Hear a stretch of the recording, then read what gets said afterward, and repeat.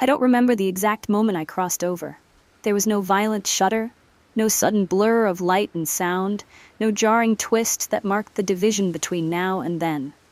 Only the soft shift of air, the faint scent of wood smoke and damp earth, and the quiet realization that the world beneath my feet no longer hummed with the low thrum of modern life. I had been walking along the edge of a forest I thought I knew, an old-growth stand just beyond the northern limits of the city, a place where the trees grew tall and the ground lay soft with centuries of fallen leaves.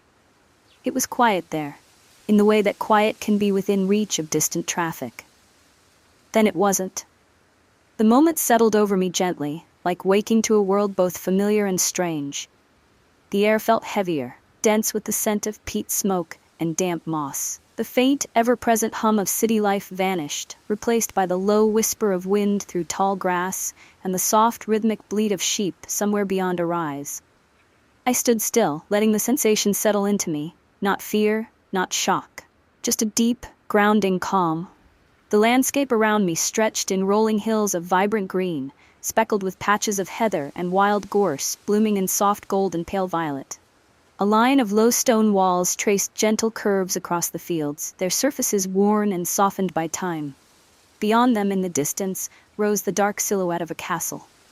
Its towers squared and steady, perched atop a low hill with banners stirring faintly in the wind. I knew, even without understanding how, that I had stepped back in time. The year? I couldn't say exactly. But the world spoke in clear, quiet signs. A narrow dirt road wound its way from the castle's gates, worn smooth by the passage of hooves and wooden cartwheels. Smoke curled from the castle's chimneys, pale against the soft gray sky. And beneath the gentle hush of the wind, I caught the faint, rhythmic ring of hammers on metal. Far off, steady, like a heartbeat. I breathed slowly, drawing in the cold, clean air. The scent was richer than I'd expected. Earth and wood, distant heather, the faint tang of salt from the unseen sea beyond the hills. My boots pressed into soft, damp earth as I began to walk. The path unfolded gently before me, a ribbon of packed dirt bordered by low stone walls and wildflowers nodding softly in the wind. The sun hung low, veiled behind thin clouds that bathed the land in a soft, diffused light. The world felt neither sharp nor harsh, just present, in a way the modern world seldom allowed. I walked without haste, letting the land reveal itself in its own time. To my left, a herd of sheep grazed on a gentle slope, their wool thick and matted, watched over by a figure leaning on a long crook.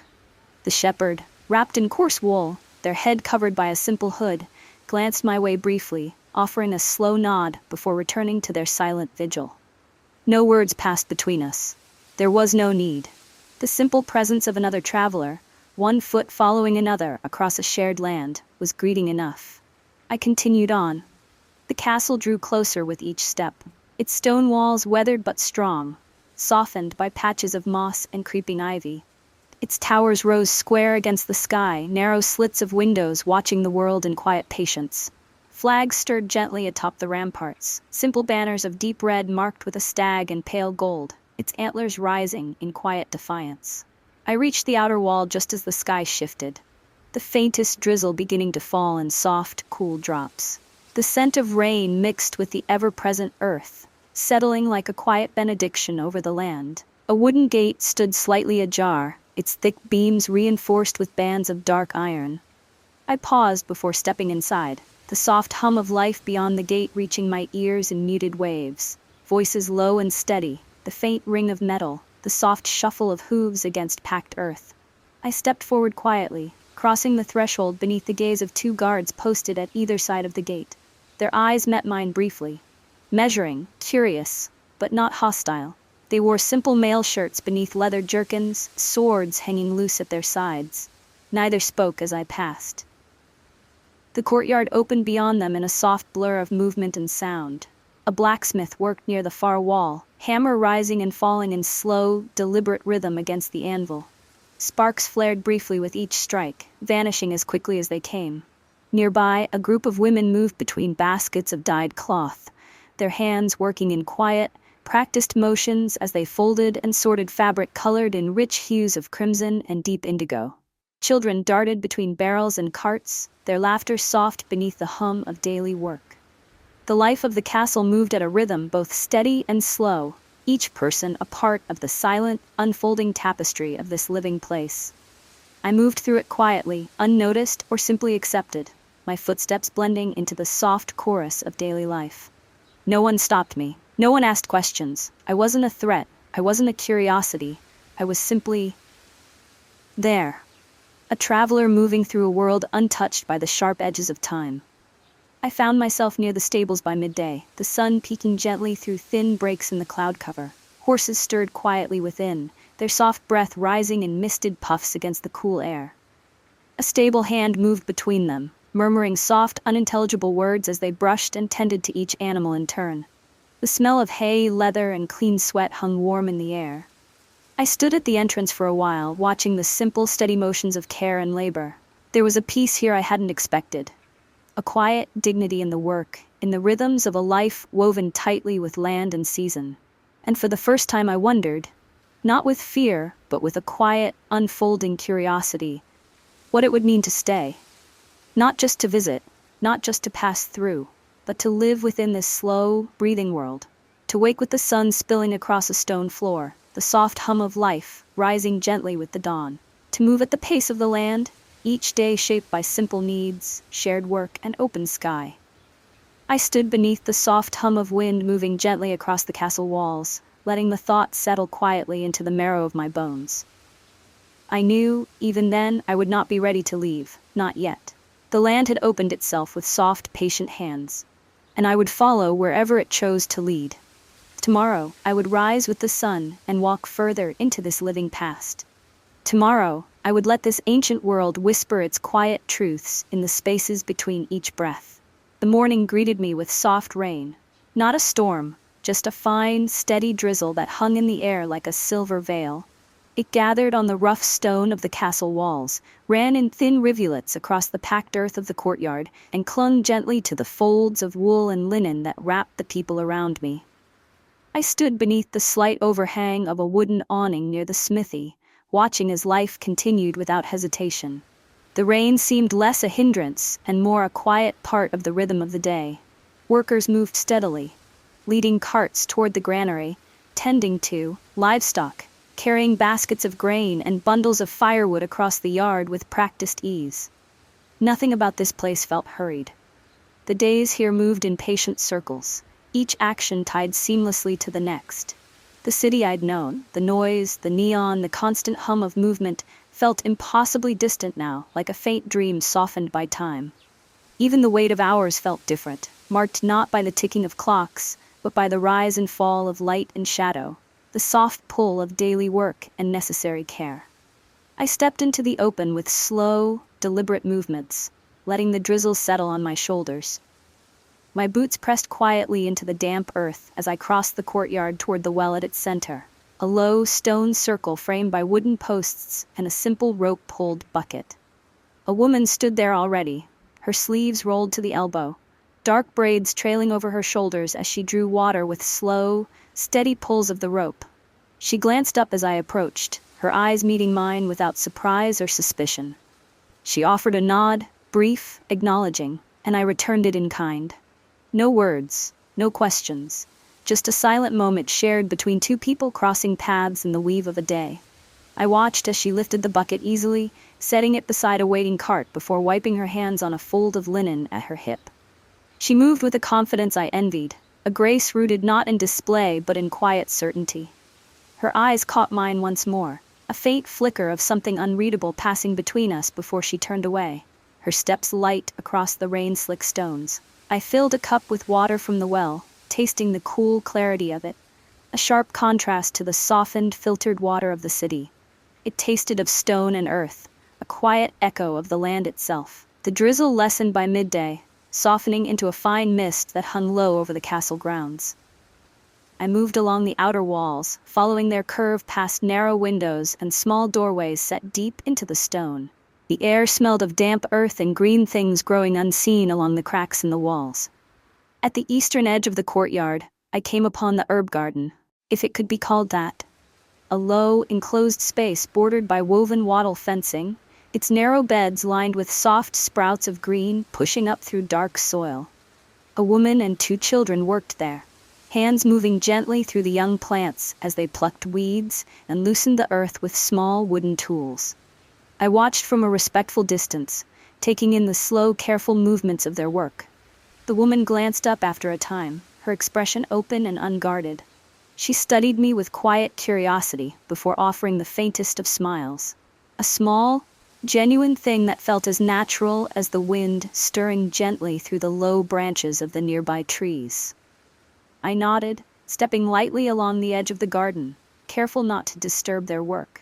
The walls of the castle curved around the space, sheltering it in a soft hush that felt set apart from the quiet labor of the courtyard beyond. The children whispered to each other as they worked, their voices low, carrying the soft cadence of a language I recognized only in fragments. Gaelic, perhaps. Words I couldn't translate but somehow understood in tone and rhythm. I let the moment hold, watching as their hands moved through the earth with care, born of familiarity, not obligation. There was a kind of peace here I hadn't known I'd been searching for. Later in the afternoon, I wandered toward the southern gate, smaller and less fortified than the main entrance, its heavy wooden doors set slightly ajar. Beyond it, a narrow path led out into open fields where sheep grazed under the watchful eyes of quiet shepherds. The air smelled of wet grass and distant wood smoke. I stood at the threshold for a long moment, letting the sight settle into me. The city had felt endless, a stretch of concrete and glass that hemmed in every direction. Here, the horizon felt soft, unbound, stretching beyond sight in low, rolling hills brushed with the pale green of new spring growth. The wind moved gently through the tall grass beyond the walls, a soft ripple that stirred the wildflowers and set the distant trees swaying in slow, graceful arcs. I stepped beyond the gate. The earth gave slightly beneath my boots, soft with recent rain but firm beneath its surface. The shepherd I'd seen on my first day passed nearby, their hood pulled low against the mist, staff in hand. They raised a hand in silent greeting as they moved past. A simple gesture, unhurried and without expectation. I lifted my hand in return, the gesture feeling natural, unforced. The path curved gently through the fields, leading past low stone walls and small clusters of gnarled trees. The sheep moved quietly across the land, their soft bleats the only sound beneath the hush of the wind. I followed the path until the castle became a gray silhouette behind me, its stone walls softened by distance and mist. I paused near a low hill crowned with wild heather, letting the view stretch out before me. There was no sound of engines here, no electric hum, no sharp edges of neon or steel, just the soft breath of the land, the slow movement of clouds across an open sky, and the quiet murmur of life unfolding without need for witness. I sat on the edge of the hill, my hands resting lightly on the damp earth. This was a different kind of silence than the one I'd known before. Not the empty hush of isolation, not the crowded silence of city life muffled by walls and wires, but a living silence, woven from wind and rain, from the soft exhale of the land as it moved slowly through time. I remained there as the sun dipped low behind a veil of soft clouds, its light painting the fields in gentle hues of amber and soft gray. The castle lights flickered faintly in the distance, warm glows against the cool rise of twilight.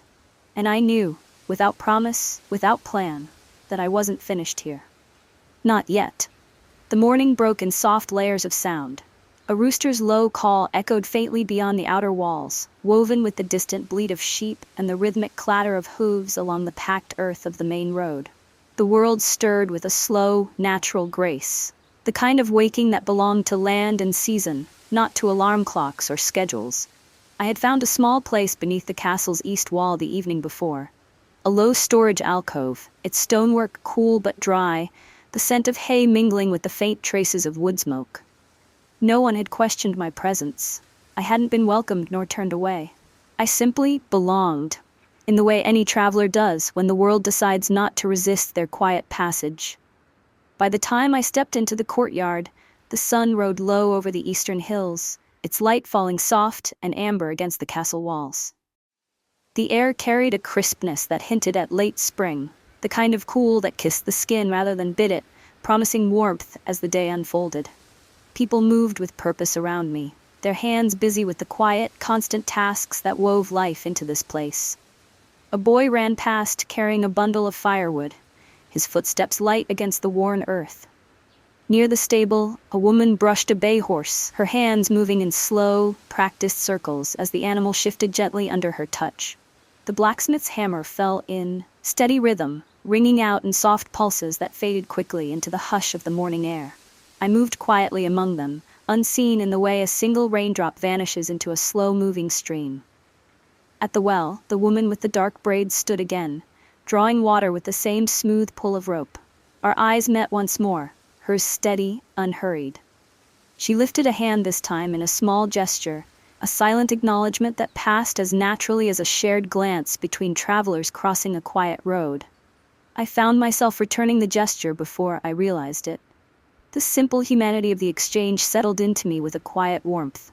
There were no introductions here, no formalities shaped by title or expectation, just presence, just being.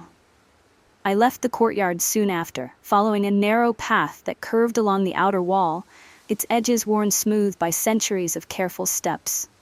The path opened into a small orchard beyond the southern ramparts, rows of low, gnarled apple trees with fresh leaves unfolding like soft hands against the cool morning sky. The grass beneath them grew thick and soft, dotted with pale blossoms that fell in slow spirals with each gentle push of the breeze. I wandered among them without hurry, letting the scent of damp earth and fresh blossoms settle into my breath. The city I'd left behind seemed impossibly distant now, a murmur fading beyond memory's edge. Here the world moved at a pace shaped by roots and seasons, by the quiet unfolding of life beneath open sky. A soft voice hummed from deeper within the orchard, a melody low and simple, carrying the gentle lilt of an old tune. I followed the sound, curiosity moving me more than intent. Beneath one of the older trees, a young person sat cross-legged, hands busy weaving thin strands of willow into a basket. Their hair fell in dark waves against a simple linen tunic, sleeves rolled to the elbows. The hum slipped easily from their lips, rising and falling with the quiet rhythm of their work. They looked up as I approached, their gaze meeting mine without surprise. I paused a respectful distance away, offering a small nod, the silent greeting that had become second nature in this place. They smiled softly, a quiet curve of lips that spoke of neither welcome nor dismissal. "Fine morning," they said, their voice carrying the soft weight of the local tongue. Scots, familiar yet touched with older, earthier tones. I returned the smile, speaking the words I'd heard others use in passing. "It is." Their hands moved steadily, fingers weaving with a slow precision born of practiced care. Not many walk this way without purpose. I met their gaze, steady and calm.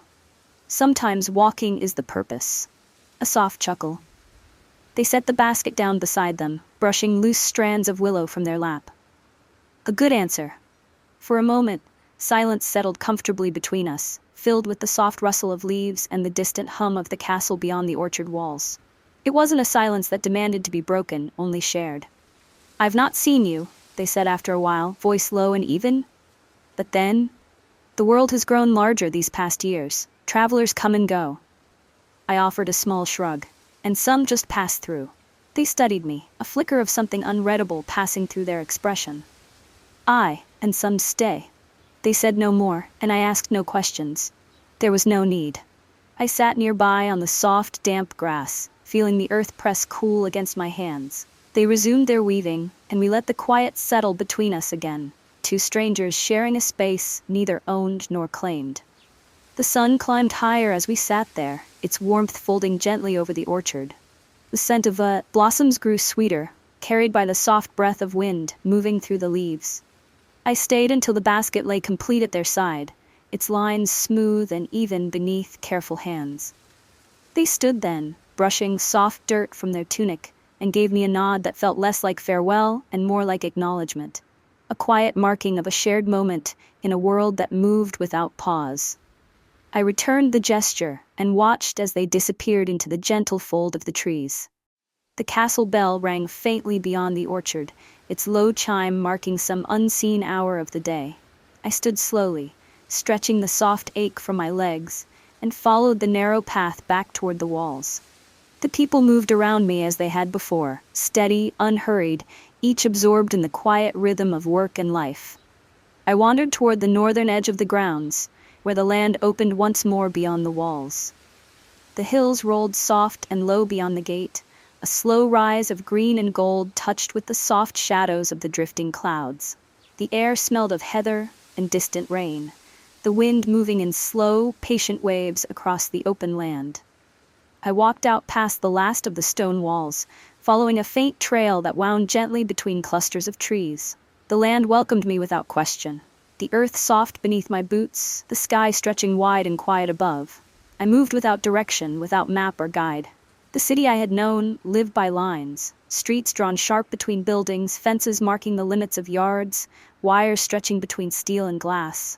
But here there were only paths, worn by feet and shaped by land, not by ownership. I let the trail carry me forward, feeling the land's soft pull.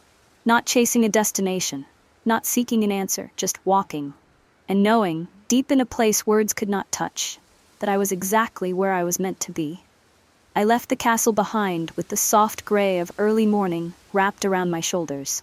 The walls fell away in quiet stages. First the low stone of the orchard's edge, then the outer ramparts crowned with their silent guards, and finally the small northern gate, its iron hinges whispering softly as I passed through. The air beyond tasted of wet grass and cold stone, the sky brushed with a faint wash of silver light. The open land welcomed me like a slow, deep breath. The path beneath my feet was no more than a suggestion. 2 faint tracks pressed into the earth by carts and boots, long vanished over the horizon. It wound gently through soft rises and shallow dips, tracing curves in the land that seemed older than memory. The earth here felt different, softer somehow, though no less certain. I walked without hurry, the sled of modern urgency left far behind. Low hills rolled on either side, draped in the soft greens and pale golds of spring grasses. Clusters of wildflowers swayed in quiet arcs beneath the touch of a slow-moving wind. Somewhere beyond a distant rise, a flock of birds lifted into the air, their wings catching the early light as they turned in slow, fluid patterns across the open sky. The world moved around me with a grace so natural it felt almost orchestrated. I passed a shepherd's croft, a low, thatched structure pressed against the side of a hill, its stone walls half sunk into the earth. Smoke curled lazily from a hole in the roof, joining the soft drift of morning mist. A single figure moved near the doorway, shoulders wrapped in thick wool, hands busy with a bundle of twine. They lifted their head briefly as I passed, eyes meeting mine across the soft divide of space. A nod. Quiet, simple. I returned it, the silent language of acknowledgement passing easily between us. I moved on. The hills grew gentler as I followed the path northward, the air fresh with the scent of distant rain and turned earth. The wind stirred in slow pulses, carrying with it the faint whispers of sheep calling across the high meadows and the soft rustle of unseen water moving over stone. By midday, I reached a rise crowned with a ring of standing stones, tall, weathered pillars of rough granite etched with soft patterns worn smooth by time. They stood in silent council, encircling a patch of ground grown thick with grass and small white flowers. I stepped inside the ring with a quiet reverence, my boots pressing softly into the damp earth. The stones hummed faintly in the wind, not a sound exactly, but a presence, a weight that settled gently into the bones, quiet as breath. I traced a hand lightly across the nearest pillar, feeling the cool, rough texture of ancient stone beneath my fingertips. I didn't need history books or museum plaques to understand what this was. Some places hold memory in their very bones. I sat at the edge of the ring for a while, letting the wind move softly around me, the sky stretching wide and unhurried overhead. The city I had left behind felt impossibly distant now, not just in space, but in essence. Its noise, its bright urgency, the constant thrum of movement and time faded beneath the steady, breathing hush of this open world. When I stood to leave, I felt the stones at my back, not as a farewell, but as a quiet presence walking with me as I moved on. The path wound downward into a shallow glen, the land folding softly around a slow-moving stream. The water whispered gently over smooth stones, its surface catching soft shards of sunlight that broke through the low canopy of trees lining the bank. I knelt beside it, cupping my hands into the cold, clear flow. The water tasted of stone and sky, clean, sharp, alive. I sat there for a time, letting the sound of water replace the steady hum of thought. A deer stepped lightly from the edge of the trees some distance away, its head lifting slowly, ears flicking toward me. We watched each other across the quiet space of the glen, the stream murmuring softly between us. The deer's eyes held no fear, only a soft, calm curiosity, the gaze of something that belonged entirely to the land and recognized in me no harm. It moved on after a time, stepping with light grace back into the folds of the trees, vanishing as silently as it had appeared. I didn't move until the glen felt quiet again. When I resumed walking, the sun had shifted behind a thin veil of cloud, its light falling soft and even across the land. I passed small farms tucked into the folds of hills, low buildings with smoke curling gently from chimneys, fields marked by rough stone and simple wooden fences. People moved through them with the slow, steady rhythm of a life shaped by land and season. A man bent low over a furrowed field, hands dark with rich earth. A woman hung damp linen on a rope strung between two trees, her hands moving with practiced ease. Each time I passed, I was met with the same quiet acknowledgement, a brief glance, a soft nod, a moment's pause in the flow of simple labor. No suspicion, no curiosity, just presence. The world did not need to question my being here. It simply accepted it. By late afternoon, I reached the edge of a wide moor, an open stretch of land rolling soft beneath the low sky, heather and gorse blooming in gentle sweeps across its surface. The wind moved freely here, carrying the faint scent of salt from the unseen sea beyond the horizon. I walked out onto the moor, the earth soft and springy beneath my boots, the wind pressing gently against my back. I let the sky open above me, the land unfold around me, no walls, no wires, no neon flickering in the corners of my eyes, only space.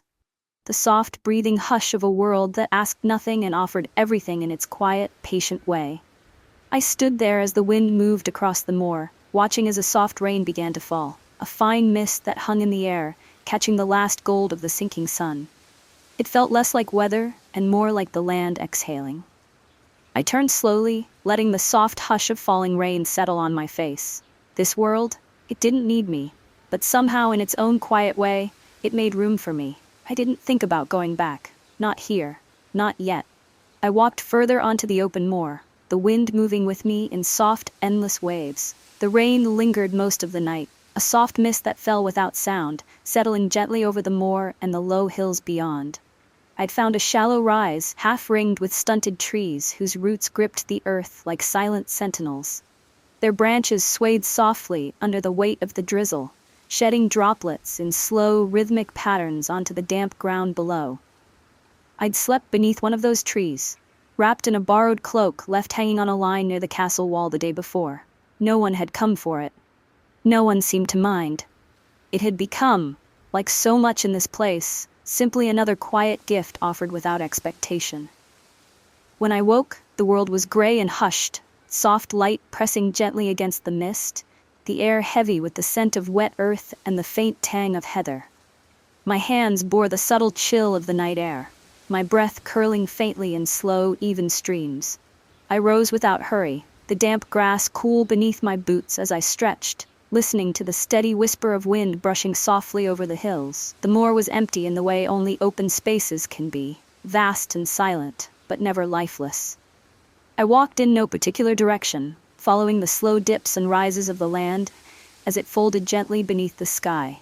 The clouds hung low, their edges soft against the wide stretch of horizon, their color a muted blend of silver and soft ash. The air smelled fresh and sharp, cleansed by the night's quiet rain. I moved by instinct alone, the way a river finds its course, letting the land guide my steps. A shallow brook crossed my path near mid-morning, its water slipping quietly over dark stones worn smooth by centuries of gentle passage. I knelt beside it, cupping my hands beneath the clear surface, the cold biting softly at my skin. The taste of it was clean, earth and rain and sky bound together in a single, silent offering. I sat on the bank for a while, letting the sound of the water settle into the quiet spaces of my thoughts. This land didn't pull at me, didn't demand. It simply existed. An open hand waiting, never pressing, never pushing. It asked only that I move with it, not against it.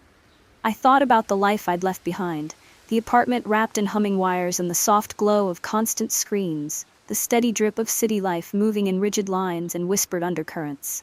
How strange it felt now, to think of that place as real, while this soft, open hush of earth and sky somehow lived beyond reality. I lay back against the bank, the dampness of the ground pressing cool against my shoulders. The sky drifted slowly overhead, clouds moving in long, quiet ribbons, the sun veiled and pale behind their soft outlines. I closed my eyes, letting the wind press softly against my face. The hours passed without notice. When I moved on, the land shifted beneath my feet, not in form, but in feel. The hills rose, slightly, the grass growing thinner, giving way to patches of dark, wet earth and low, creeping shrubs. The moor opened wider here, stretching in long, shallow curves toward the horizon. I followed a trail I hadn't seen before, little more than a narrow strip of flattened grass running in a slow, weaving arc toward the east. It felt old, worn by feet long vanished, marked by the soft memory of countless quiet steps.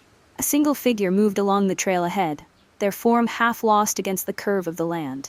They walked with the steady, unhurried pace of someone who belonged entirely to the world beneath their feet. A figure wrapped in dark wool, a long staff resting lightly against one shoulder. I didn't call out, didn't quicken my steps. I simply followed at a quiet distance, letting the space between us remain as open and soft as the land itself. After a time, they stopped at a small rise and turned slightly, their head lifting as though catching some faint sound on the wind. They didn't look back. Instead, they raised a hand, fingers splayed wide in a gesture that felt neither greeting nor farewell. It held no demand, no command, just a silent recognition. I lifted my hand in return, matching the gesture softly.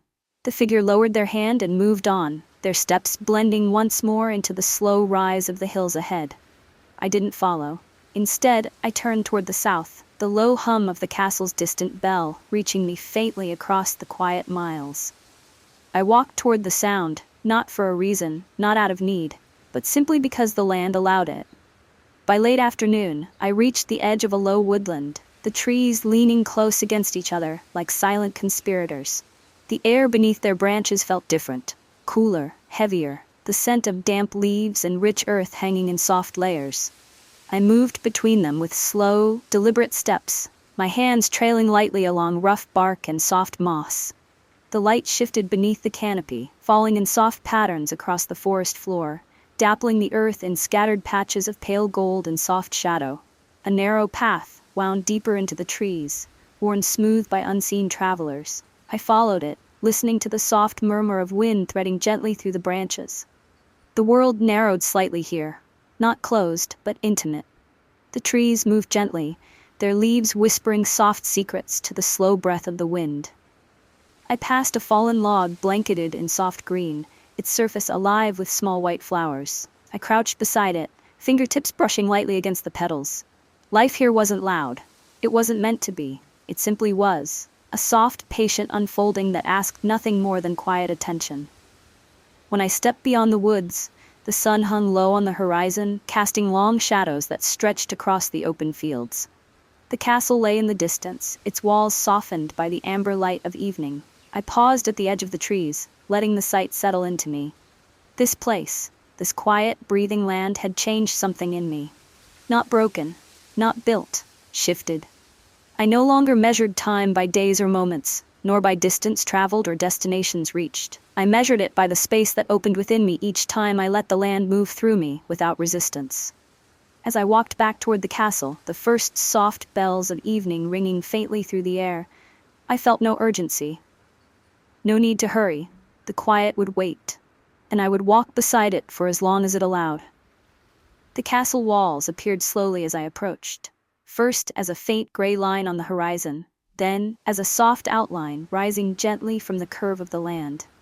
The evening sun stretched their shadows long across the grass, softening the hard lines of stone into shapes that felt less like fortification and more like something the land itself had decided to grow. I crossed the open fields with an easy stride, boots pressing lightly into the damp earth, the soft hush of wind brushing steadily past.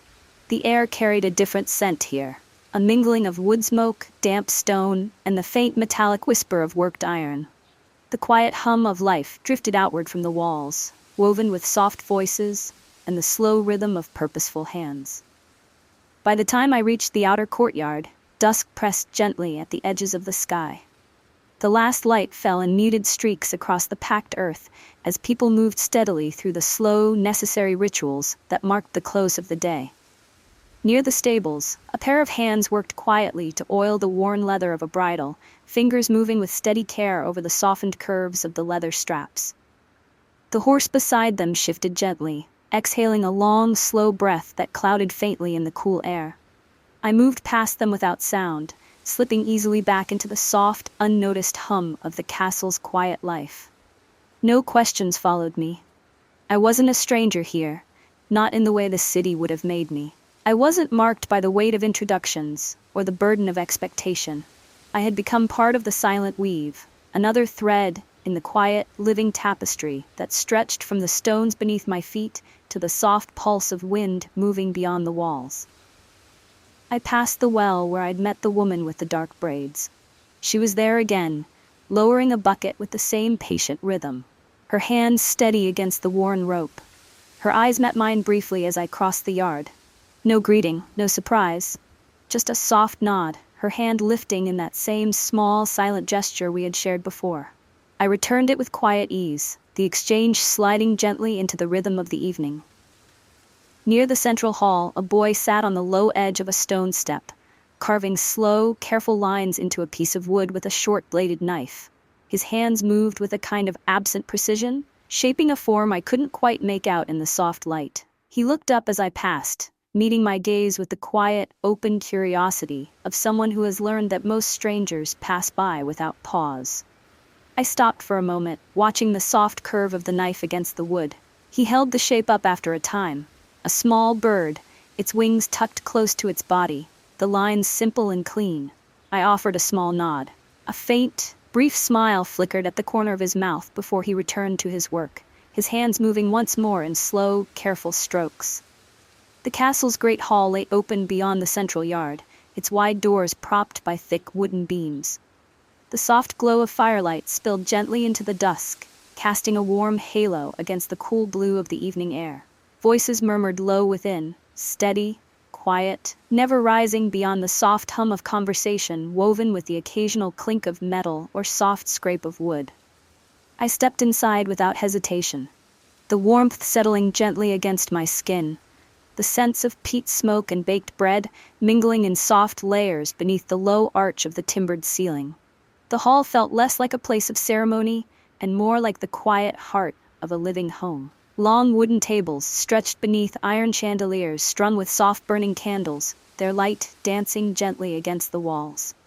Men and women sat together in small clusters, some sharing quiet words, others lost in the simple rhythm of food and drink. I passed along the edge of the room, my footsteps soft against the stone floor. No one turned as I moved past. No questions, no curious glances.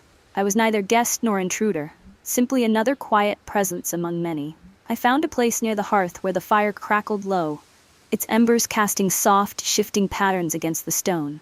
A woman sat nearby, her hands busy with a skein of wool, her fingers moving in a slow, practiced weave. Her face was lined, not with age, but with the soft marks of a life shaped by open sky and steady work. She looked up as I settled nearby, her eyes meeting mine with calm curiosity. "A traveler?" she asked softly, her voice low but clear. I met her gaze, answering with a simple, steady nod. She offered a faint smile, small and genuine. "The road gives more than it takes if you walk it long enough." I let the words settle, their quiet truth folding easily into the warmth of the fire. "I believe that," I said quietly. She turned back to her weaving, her hands moving once more with a rhythm that spoke of years woven into every soft pull of the thread. We sat together in a silence that felt full, not empty. The fire crackled softly, its warmth wrapping gently around us, holding the quiet like a soft living thing. I remained there, as the hall moved slowly around me. The soft hum of conversation, the low ring of laughter, the steady pulse of a world unfolding, without the sharp edges of urgency or noise. When I finally stood, the woman offered a small nod, her eyes soft with a quiet understanding that asked for nothing.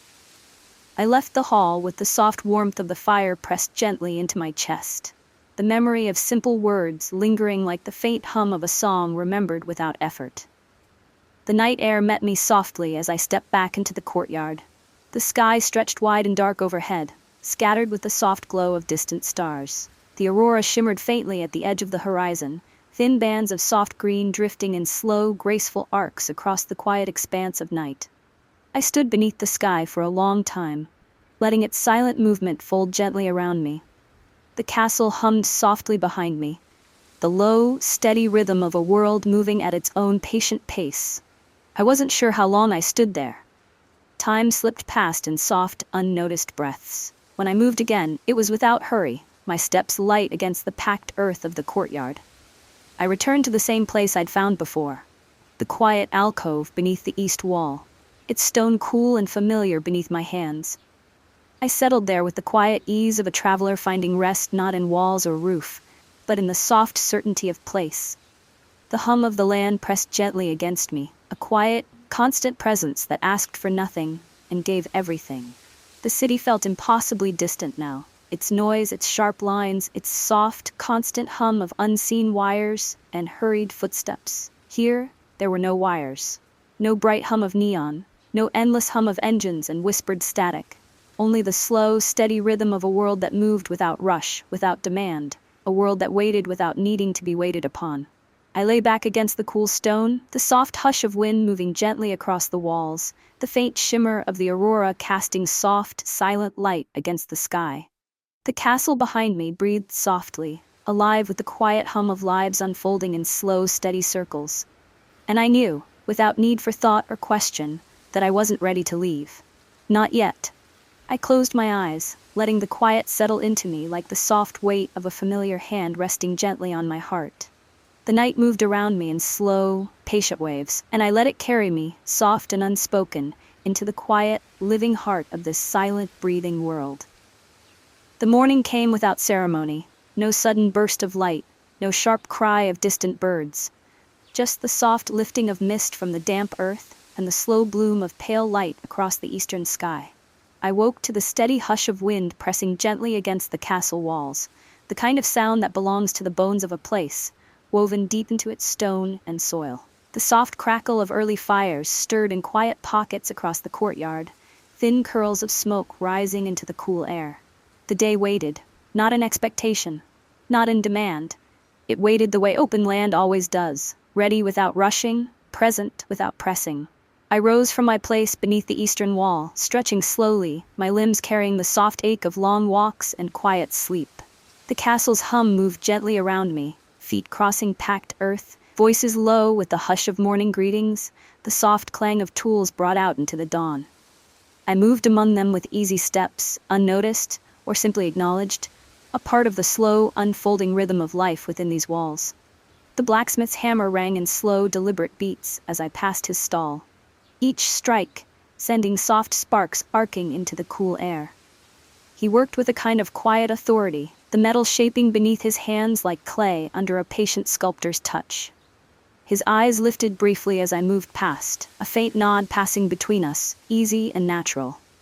Beyond him, the courtyard stretched wide and open, its edges framed by low stone walls, softened with moss and the creeping tendrils of ivy. The well sat at its heart, water drawn steadily by hands that moved with the grace of long habit. I crossed toward it, my steps falling in time with the low, steady rhythm of life that moved like a soft current through the castle grounds. The woman with the dark braids stood beside the well, her hands wrapped around the thick rope as she guided the bucket to the edge. She looked up as I approached, her expression neither warm nor cold, but simply present. "You've stayed," she said softly, her voice low but clear. I met her gaze, offering the smallest of nods. I said. A faint glimmer passed through her eyes, something like acknowledgement, something like understanding. She set the bucket down with a soft thud against the stone, wiping her hands absently on the folds of her skirt. "There's a place beyond the northern rise," she said after a moment, "where the land opens and the sky forgets where it ends." Her words carried no weight of suggestion, no thread of expectation. They moved through the air like a simple offering.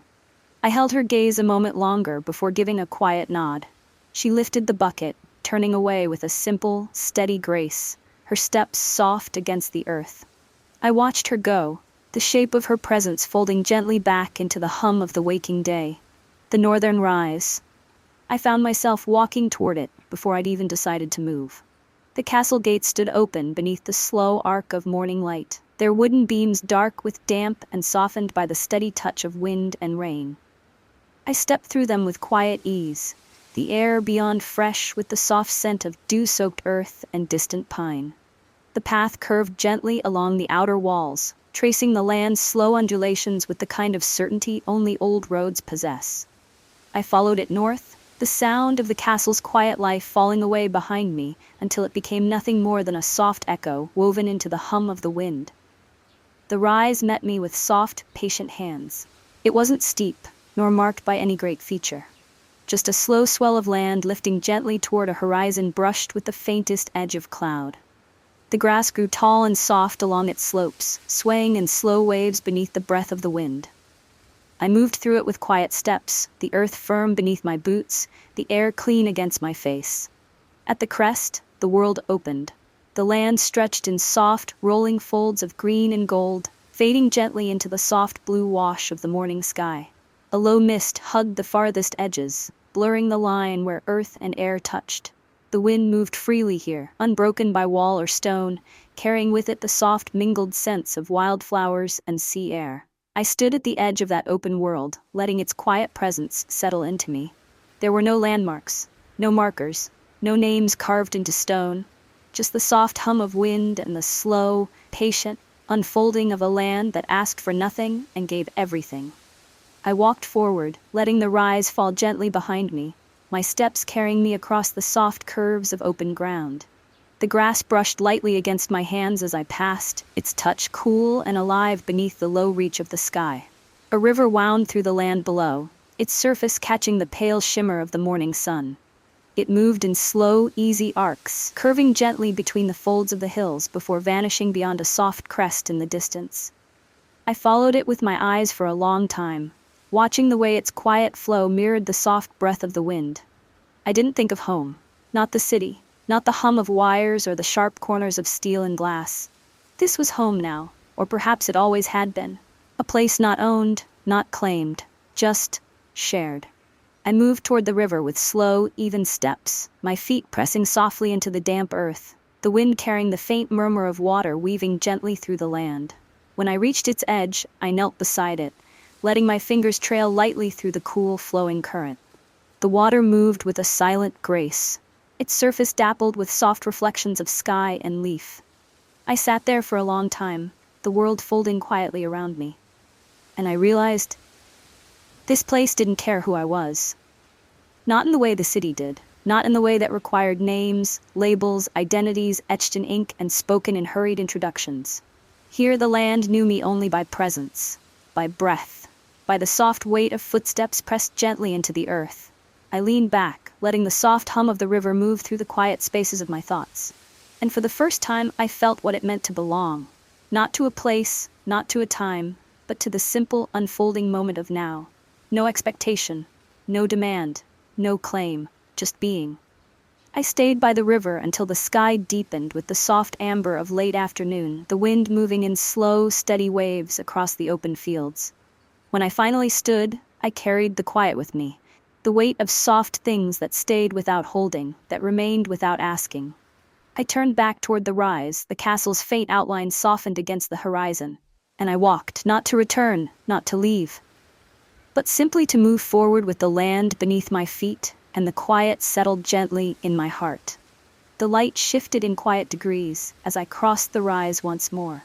The sky had softened into a shade of pale gold, stretched thin against streaks of deepening gray where the clouds folded gently along the horizon. The air held a sharpness now, a faint edge that hadn't been there in the softness of the morning. A subtle reminder that even this land, as endless and untamed as it felt, moved forward in its own time. I followed the crest back toward the castle, its familiar shape rising slow and steady from the gentle slope of the earth.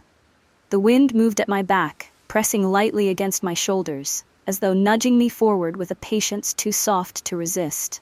The walls came into view with the last soft bloom of daylight still holding to their highest stones, casting long shadows across the grass that blurred gently in the wind's passing. Smoke curled from the chimneys in slow, thin lines, their dark fingers blending quietly with the low, heavy sky. I felt no rush, no pull, but something inside me stirred, a low, subtle movement I couldn't quite name. I stepped through the outer gate as the courtyard settled into the hush of evening's edge. The blacksmith's stall lay quiet, his tools wrapped in cloth, the embers of the forge fading into soft red whispers. A pair of stable hands led horses toward the western stalls, their soft voices rising in quiet exchange as they moved with practiced ease. The woman with the dark braids stood near the well, drawing water with slow, careful hands. She lifted her eyes as I passed, our gazes meeting across the soft, open space between us. She nodded once. I returned it. I could have stayed there, perhaps spoken, perhaps asked the question that had begun to form at the edges of my thoughts. But I didn't. There was no need. Some answers rest more comfortably unspoken. I crossed the yard with quiet steps, the familiar hum of the castle's life folding gently around me. The great hall lay open, its soft light spilling onto the packed earth outside, golden and warm against the deepening gray of dusk. I stood at its threshold for a moment, the weight of its presence settling gently over me. Inside, the same soft murmur of voices moved beneath the steady hum of fire and the low creak of timber. People spoke in low tones, their faces softened by the flickering light, hands moving with the ease of long familiarity. I watched for a time, unnoticed, the simple, living heart of this place unfolding without fanfare or pause. And I knew. Not in the way knowing comes with certainty, nor in the sharp edges of realization, but in the quiet way the land speaks when you listen carefully enough to hear its softer words. This moment would end. This thread would reach its gentle edge. The world I'd come from, its hum, its steel, its quiet, invisible hands, waited somewhere beyond the folds of this land, beyond the slow curve of these hills and the soft breath of this open sky. I would leave this place. Not today, perhaps. Not even tomorrow, but soon. The weave of time that had pulled me gently into this world would shift again, the same way the wind moves quietly over the crest of a hill, changing nothing, touching everything. I stepped back from the hall's entrance, the soft warmth of the firelight brushing lightly against my skin.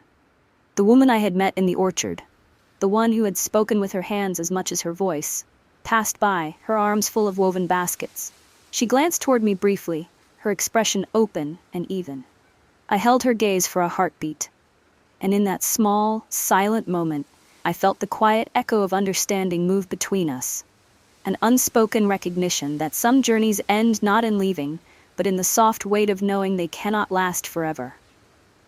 I walked past the hall, letting the hum of life fade gently behind me. The eastern courtyard opened before me, empty, save for a single figure seated on the low edge of the well. The boy I'd seen carving wood sat there again, his knife moving slowly over a fresh piece of soft pine. His hands moved in slow, steady rhythms, the lines of the carving clean and deliberate. I watched him work for a moment, my steps soft against the damp earth. He looked up after a time, his eyes meeting mine with a steady calm I hadn't noticed before. "I'm making a bird," he said quietly. I offered a small nod. "It flies away when it's done," he added, his voice soft, his hands never pausing in their work.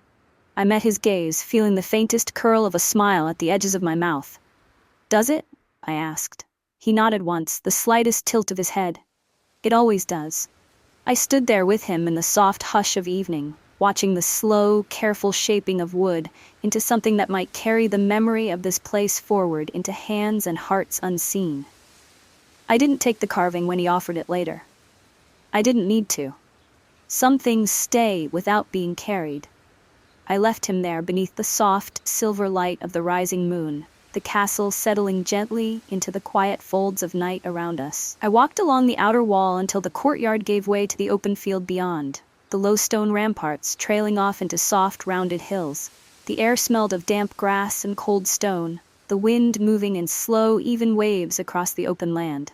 And I stood there, beneath the wide stretch of sky, the soft whisper of wind, the quiet hum of a world moving in slow, steady circles, and I understood. I would leave this place, not because it pushed me away, not because I had no place here, but because I had come to know it too well. I had walked its paths, felt the hush of its forests, heard the soft hum of its rivers, traced the lines of its ancient stones with patient hands. And like all things that are loved deeply, this place had woven itself gently into me, quietly, completely, so that when I stepped beyond it, it would walk with me. I would leave, and the land would remain, unchanged, unmoved, breathing, and I would carry its quiet weight in the spaces between heartbeats, in the hush that slips beneath city noise, in the calm that lives in moments where the world forgets to rush. The wind moved softly past me, lifting the edge of my coat with the faintest touch. I closed my eyes for a moment, breathing in the steady hum of the land. Not goodbye, not farewell, just until. The city didn't welcome me. It simply resumed. The moment I stepped back into its rhythm, its hum folded around me like I'd never left. The air pressed close with the faint scent of asphalt and exhaust. The sky narrow between rows of glass and steel. Voices moved in constant layers. Conversation, traffic, the low thrum of distant engines. I walked those streets again, the soles of my boots tapping steady against concrete, my hands in my pockets, my eyes tracing lines that felt too sharp, too bright. No one noticed. No one asked where I'd been. The world went on, shoulders brushing past in a tide of strangers, lights shifting in endless patterns, time pressing forward without pause. I told no one. Not about the castle's slow, breathing walls. Not about the wind threading soft fingers through the tall grass. Not about the quiet moments shared with people who would never be named in any book, never marked by stone or ink. I carried it all inside, tucked into the soft spaces between memory and breath. Weeks passed, maybe months. The city blurred its familiar edges around me, and I let it. The morning routines folded back into place. Coffee shops, train stations, silent elevator rides to nowhere conversations. I moved through it all with the quiet certainty of someone who had learned the shape of silence in a world built on noise. I never told. I never would. Some things belong only to the space where they happened. But I visited the museum, not out of longing, not exactly. More like a kind of soft curiosity, the kind that hums at the edges of thought when the world tilts slightly in the space between past and present. It sat on a quiet street near the edge of the city's oldest district, a place wrapped in stone and polished glass, its hallways humming softly beneath dim, thoughtful lights. I moved through its exhibits with slow, quiet steps, letting the air shift gently around me as I passed displays of old coins, faded scrolls, fragments of pottery cradled in velvet-lined cases. Glass reflected faint versions of my face, ghosted in soft halos against the artifacts within. The medieval wing sat near the back, past the polished floors of Renaissance rooms and the sharp steel edges of later centuries. I walked its narrow aisles alone, the soft echo of my steps the only sound in the long, quiet gallery. Shields hung along the stone-lined walls, some battered, some faded, their colors muted beneath the soft wash of light. Pieces of mail gleamed faintly behind glass, their links frozen in soft, careful patterns. And then, I saw it, tucked in the far corner, set gently atop a low wooden pedestal within a glass case. A carved bird, its wings tucked tight to its sides, its eyes shaped with simple, deliberate lines. The wood had darkened with age, its edges worn soft by centuries of unseen hands. A small plaque beneath it read, "Carved wooden figure circa 15th century, artist unknown, found near the site of a Highland stronghold." I stood there for a long time, the soft hum of the museum folding around me. I remembered the boy, his hands moving slowly over the fresh piece of pine, his voice low as he said, "It flies away when it's done." I pressed a hand lightly against the glass, fingers resting soft and unmoving on its cool surface. I wondered who had carried it away when I hadn't, who had found it where it had fallen or been left or passed on, who had held it before it crossed centuries to stand here now, silent and unremarked beneath the eyes of strangers who would never know. I smiled, soft, unseen, because I knew I'd been there when it was made. Not in a story, not in a dream. I'd sat beside the boy, watched his hands, seen the soft curve of his lips as he worked. And standing there, in a museum filled with relics and fragments of a world long past, I realized something deeper than any whispered truth. I would always be part of it. Not written in books, not etched on stone, not marked in ink or name, but real. As real as the silent hum of the land beneath soft morning skies. as real as the wind threading gently through the tall grass of the northern rise, as real as the quiet nod of the woman at the well and the soft, steady ring of the blacksmith's hammer. I had been there, and no one else needed to know. I stepped back from the glass, letting the soft hum of the present close gently around me once more. The world moved on beyond the museum walls, bright, sharp, endless. I walked with it, silent, steady, carrying a piece of a world no longer here. And knowing, in the quiet spaces between breath and heartbeat, that I was part of a time no one else would ever see again. But a time that would always live within me.